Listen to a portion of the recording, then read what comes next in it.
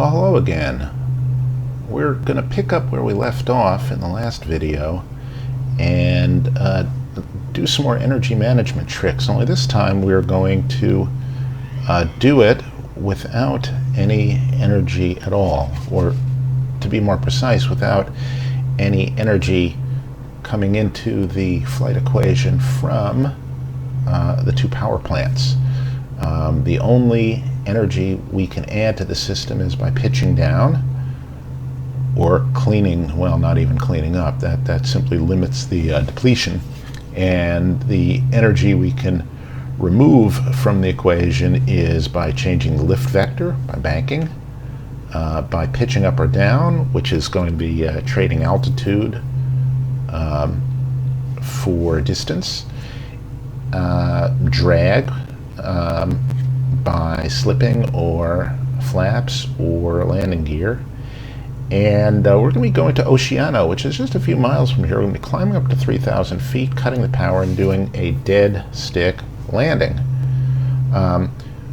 The best speed for this airplane is 115 knots, and in calm wind at 115 knots, it will go down 500 feet per mile. And so it's an easy calculation. We're going to be approximately 6 miles out when 5 miles out when we do this, and we'll be at 3,000 feet. So 3,000 divided by 500 is 6. So theoretically, if all goes well and we do not introduce any drag and we pitch for 115, we can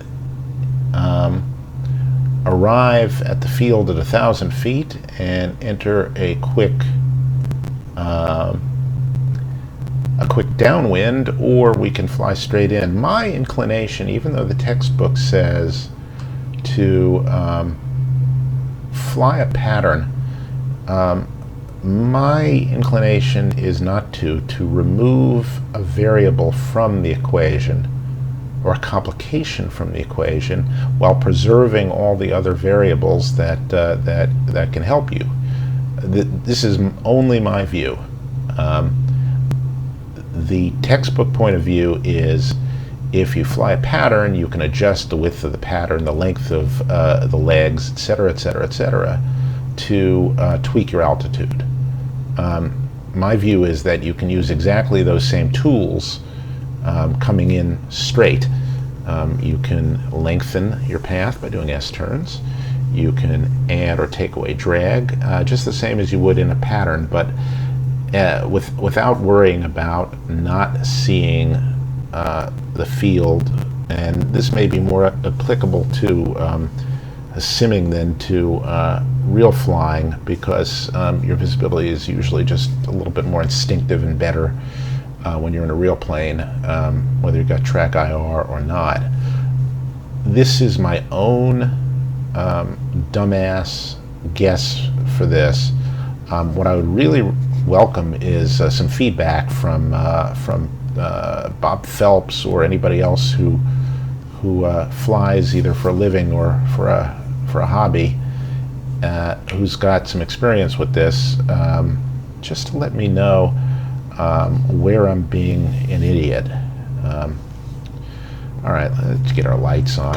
The other thing we're not going to do is we're not going to fly any engine restart checklists, because we're going to assume, for training purposes, that they're toast for whatever reason. And it's pretty rare for both to fail. You might with a bad fuel filter or bad fuel, and you should be checking that. You know, there might be esoteric reasons for an engine to quit, but not both. Or you could, I suppose, hit birds, as we see right there, and that's no good. But so we're not going to follow a checklist to try and restart. We're just going to secure them and proceed along to land.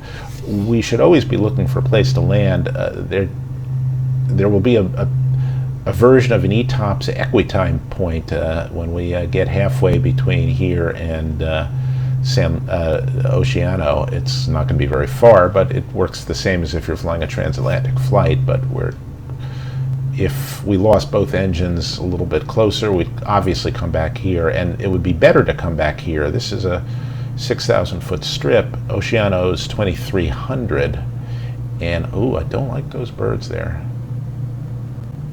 Crap. I think I'm gonna have to wait them out. You know what I'm gonna have to do? I'm gonna have to scare them out of the way by taxiing down the runway here.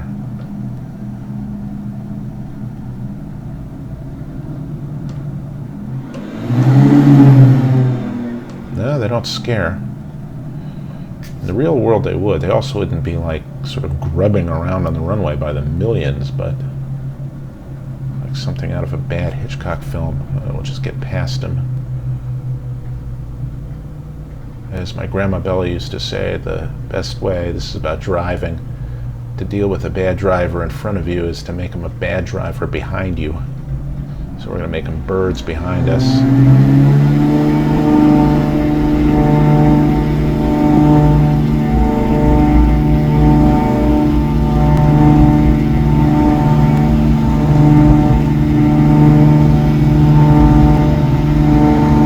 All right, and up we go. Sorry, I've got my speakers a little bit exuberant here. We'll go gear up. We're just going to fly out this way for a few moments so that we can climb up close to 3,000 feet before we hit the coast, so that we can also get up to cruising speed. So, because what we're simulating is a flaps up, props back to 25 and adjust them. A pitch for 120, but well, I'm actually going to try and expedite the climb a little bit. Best rate is about 115, and I think that is tied in with the best glide, in the sense that it's probably the best alpha to drag, or speed to drag ratio, and I'll bet you it's no different going up than coming down, but I could be wrong. Almost certainly. Alright, so we're 120 now, we're coming up at 1,000 feet per minute. By the time we get to the coast, we'll be established in a cruise. Let's follow the highway out here. I haven't really programmed in the waypoint, but I'm just eyeballing it. Okay.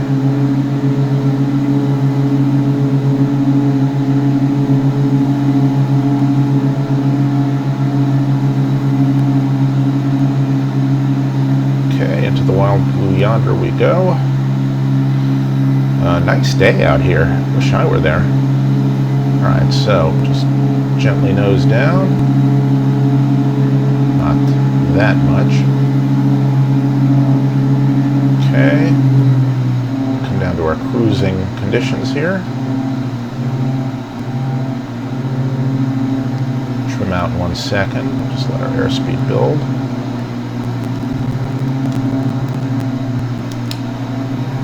We are. This trims out beautifully. Of course, we're introducing nose down trim as we build airspeed.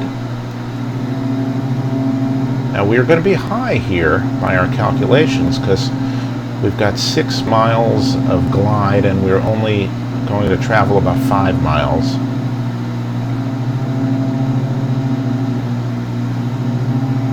The airport is right dead in front of us that way. Alright, so we're going 160.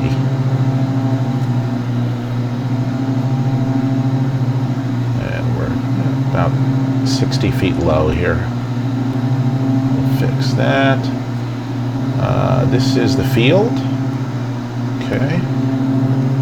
And remember, we've got a bunch of tools at our disposal. We can slip, which isn't great. This isn't like a Cessna Skyhawk. All right, so there we go. In 3, 2, 1.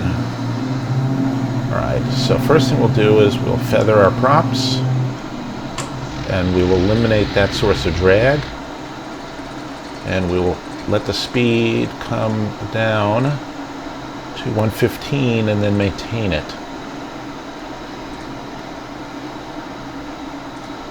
Alright, so there is the airport. And as you can see, we are not falling out of the sky.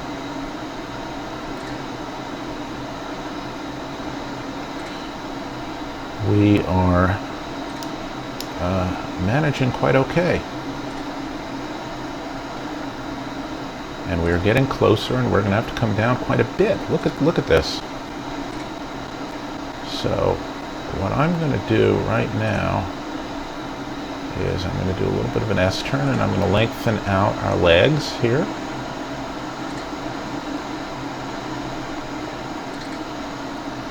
Keeping the runway in sight, coming across it at about 35 degrees.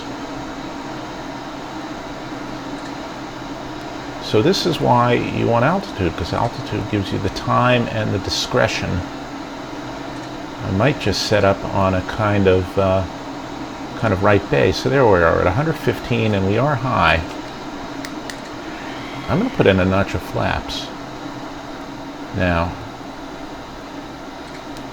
And I'm going to pitch down now, because that's what the flaps will let us do.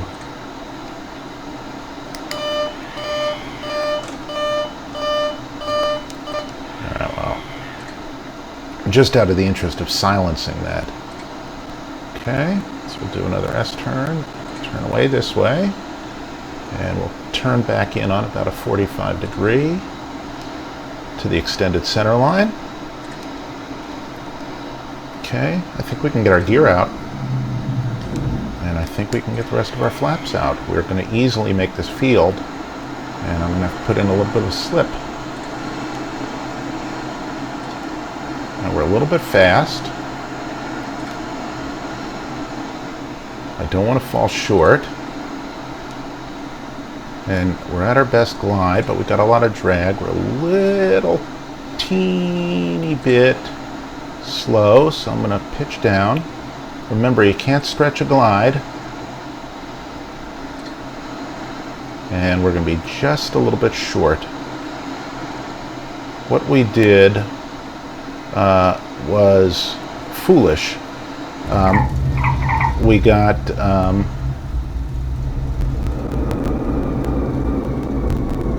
the gear and flaps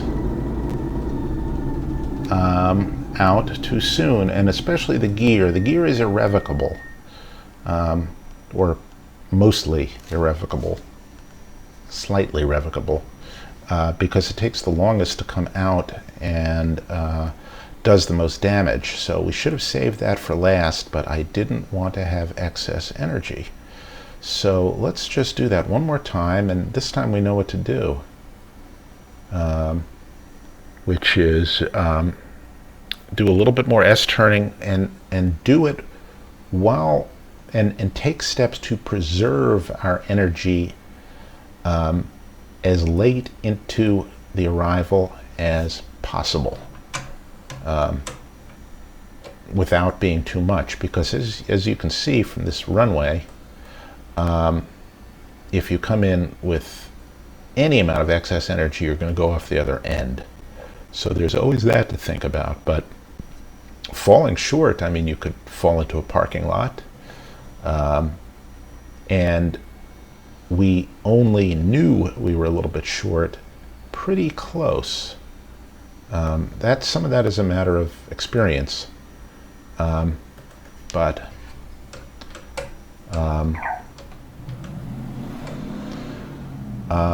if experience told me just a little further out that we were definitely going to fall short, then we would have used our plan B, and we should always have a plan B, and the plan B would be to turn parallel to the beach and land on the beach, or to stretch out, not stretch out, but to turn just a little bit to the left and land on one of the sand dunes. But you know, that's hindsight, and that's where judgment and experience comes in on this, and so we're going to just try and do it right this time. I don't know why, but some of my videos lately have been including dumbass errors first, and then success later. So, you know.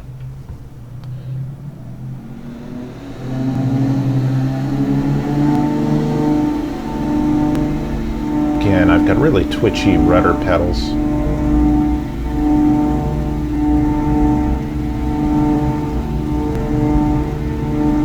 The thing is, I've got my yoke set up so that I think it comes alive and pushes into sort of takeoff position a little bit too abruptly. It transitions into I'm flying mode. Because with the yoke, you have to tell it basically what your takeoff speed is for the plane, and then it adjusts the forces to sort of mimic the forces you'd feel when you finally reach a takeoff speed. You know, when the yoke comes back in your hand a little bit, but it comes back a little bit abruptly, and I think a little bit early, and then it doesn't leave you any room to pull back to rotate, so I have to adjust that. I'll do a video, by the way, when I can get a video camera set up so you can see the yoke in my hands. I'll do all the videos, so first of all, so you can see my hands, but also I'll do a video with some tweaking and setup stuff, because I think it actually has some useful information, even if you're not using one of these yokes, just about flying characteristics. And I don't obviously know it as well as, say, Rush over at Aerosim Gaming, who does 7-hour-long live streams on it, but I can probably help a little bit. Alright, for some reason my rudder trim, and this could be the flight model prop wash thing too, that they're tweaking right now in X-Plane, is off. The rudder trim is really funky. Alright, so up we go. I do want to get back again to about cruising speed.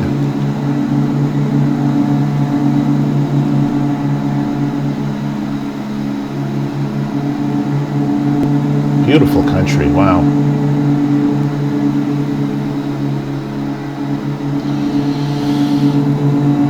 Alright, there we are.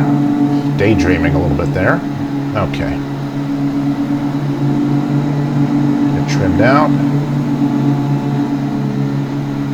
Cruise power set, so again we're pretending we're in the cruise here.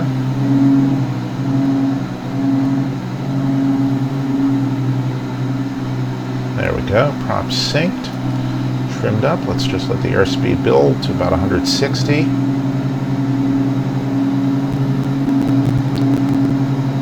So we bled off the energy too soon by getting the gear out too early, and I mainly got the gear out too early because I didn't want to hear the gear warning horn. So the lesson there is that's really a stupid reason to throw your gear out when you don't have any power. God, look at the 101 down there. That's really something. Alright, so we're introducing a little more nose down trim as the speed builds.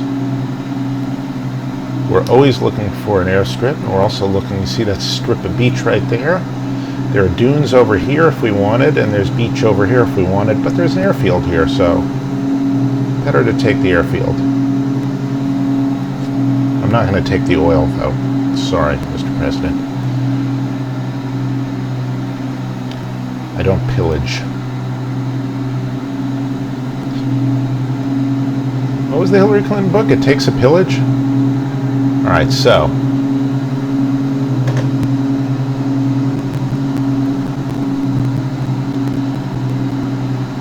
There we go. Off comes the power. Alright.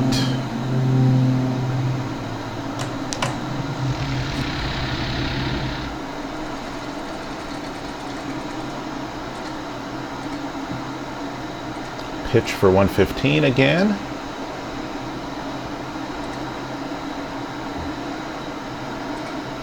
Or I suppose if you were a shit-hot pilot, you could nose down, get low, and then pop up again, but that is assuming you're Bob Hoover. And even Bob Hoover is not Bob Hoover these days. Sad. That's one we lost this year. And Chuck Yeager is 97 years old. Bob Hoover rode Chase for Chuck Yeager at Edwards. Or it wasn't called Edwards then, because the guy they named Edwards after had not died there. It was Muroc Dry Lake, basically. Alright, so again, we're on a straight-in path and we're high, and that's good. We're pitched for about 115, and that's good. And we're gliding nicely, and that's good. So the dunes are good if I'm really screwed, but we're not screwed. So first things first. Let's try doing it with some drag first. So in comes the flaps. And maybe I'm learning this lesson the hard way, that it is hard to judge altitude this far out, but we'll see. Okay. Got a hellacious slip going, which is fine. I'm going to drop the gear right at that little river, creek sort of thing, or maybe right at that little bunch of buildings. Okay, more flaps. Nice big slip. Little fast.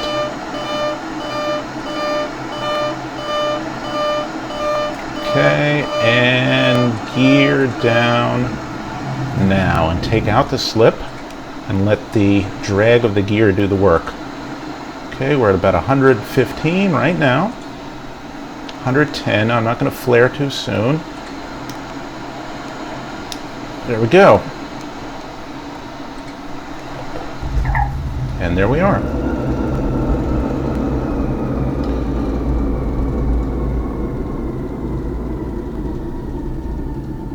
Alright, so we used all the tools except S-turns to lengthen it. We could get away with enough just with drag. My ADI is tumbled here, but I think that's because we're not making any engine power. Alright. Also what we would do is we'd make an emergency radio call. We would change our transponder to an emergency code, and we'd warn people. Now this is a non-towered airport, so we'd get on the Unicom frequency, and we'd have to, because you're not going to be just flying around, most people monitoring 121.5, whereas an airport control tower might. So even if you didn't know the tower frequency, you could go on 1215 and sound a mayday. But in a non-towered airport, you probably shouldn't count on it. I mean, I know some pilots monitor 121.5, but I don't imagine most do.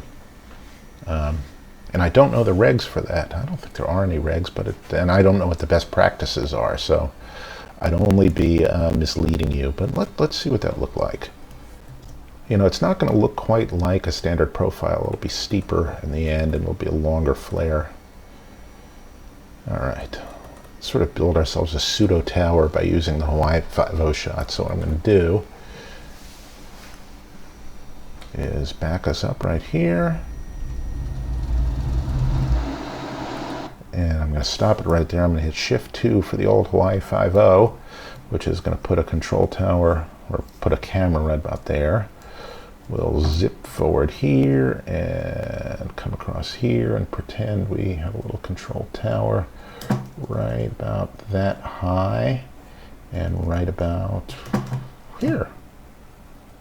All right, now you can see I'm below profile here because I'm losing speed, but I've carried enough speed so that it will survive the flare. So here we go. God, what a beautiful day.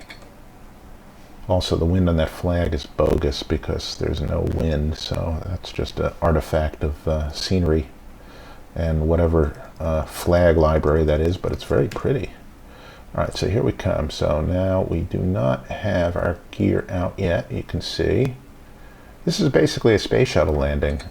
Space shuttle's got some spoilers, and they come in so steep and glide so poorly that I believe they drop the gear at about 300 feet, and that's literally 15 seconds before they're down. So, and there we go. If I'd been just a little slower, we could have probably touched down just a little bit sooner, but it's a little bit much to ask, I think.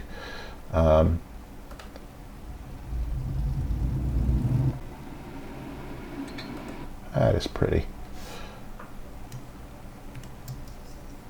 Oops, I'm looking right through the tail of that plane. All right, so let's just back it up a little bit so you can see just how extreme the slip was. But again, I mean, we're not plummeting from the sky. I mean, in some sense, the problem is, if you're lucky and you've managed it right, the problem is having excess energy.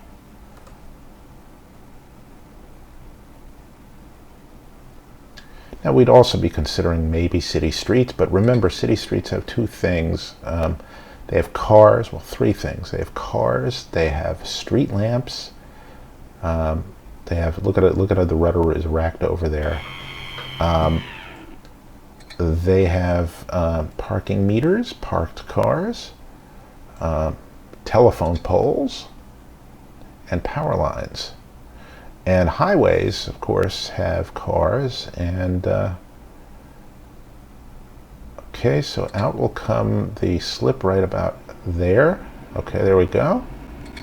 And out will come the gear. I could have held the slip for another, you know, 1,000, 2, 1,000, another 3. But it puts us down still within stopping distance, which is good.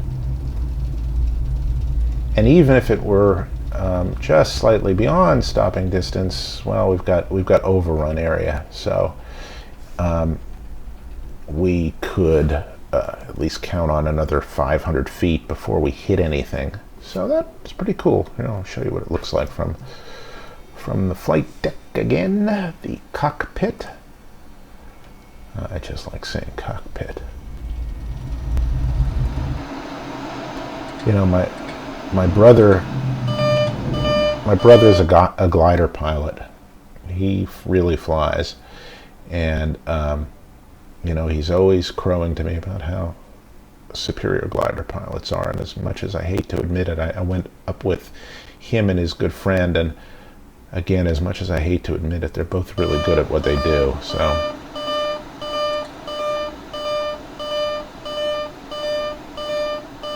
Okay, there's the gear. Lose the slip. I could have held it for another till we got right about to there.